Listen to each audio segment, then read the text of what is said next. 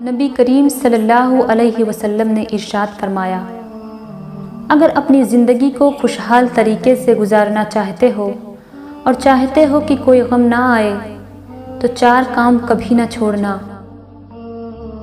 Number 1، شکر کرنا نہ چھوڑیں، ورنہ آپ نعمتوں میں زیادتی اور اضافے سے محروم ہو جائیں گے، کیونکہ اللہ تعالیٰ قرآن میں فرماتا ہے، اگر تم شکر کرو گے تو میں تم کو مزید دوں گا۔ نمبر 2، اللہ تعالیٰ کا ذکر نہ چھوڑیں، ورنہ آپ اس سے محروم ہو جائیں گے کہ اللہ تعالیٰ آپ کو یاد رکھے، کیونکہ اللہ تعالیٰ قرآن میں فرماتا ہے، تم میرا ذکر کرو میں تمہیں یاد رکھوں گا۔